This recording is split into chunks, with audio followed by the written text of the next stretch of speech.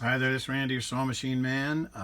Making a quick video for the folks that said they reconditioned their hook and it's still jamming. Well, what will usually cause that if this needle bar isn't set properly to the hook itself. Sorry for the movement there.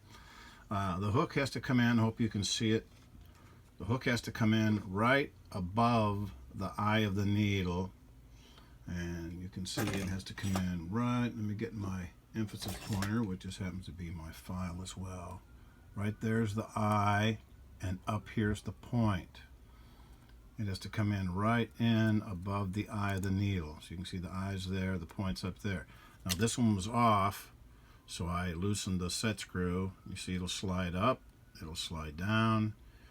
You want to keep the needle bar aligned properly. You want it to come in right above the eye of the needle. So when it comes across and passes, it doesn't hit the thread, it hits the notch, the scarf, right above the eye of the needle.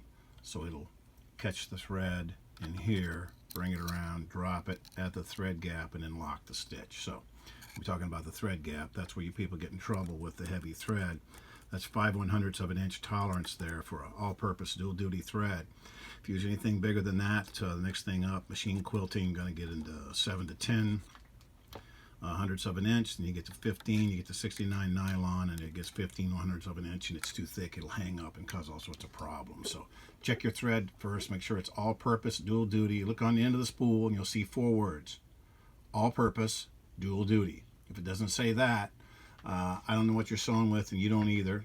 If the end's popped off, you don't know what you have, find some thread that says all-purpose dual duty, put it on there, and at least you know your thread's correct. Get the thread correct, needle correct on this one, the flat spots to the back, long groove in the front. And if all that's going on, then you can check your needle bar height after you've reconditioned the point of your hook.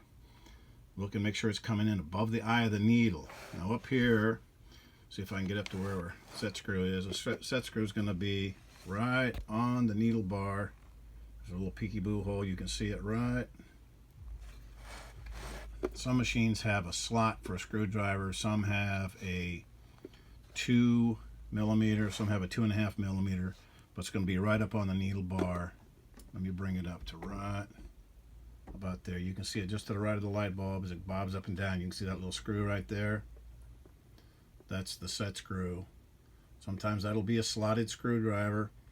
More often it's going to be a 0.2, not a 0.2, but a 2mm or 2.5. If you can get access to it, you just back it off and just get your needle bar so where it will just move ever so slightly. It'll move up, move down. You don't want it sliding all over the place. Don't get it too loose. And then you take your tool, and you put it back in there, and you tighten it back down. Good and tight. That's a 2mm on this one. And then your hook, of course, has to go past the halfway point here. You know your timing's right. Past your halfway point so you can drop the thread, swing it up. So it goes back to the left. It'll look like that. When it comes back to the right, it'll come in right above the eye of the needle, and it's got to be on the right-hand side.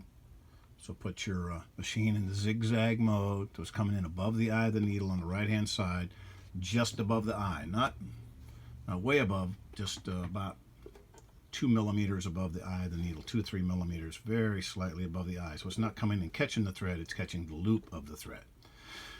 So make sure you have it on its right needle position or the right swing of the zigzag. Right swing or right needle position. If you set it in the center, you won't have the right setting. It has to be set on the right. So I hope this helps you folks out that's having a problem with the jamming. That could be another cause of it. There's many more, but that's the most logical past having a burr on the hook. I appreciate it. Thanks a lot. Bye now.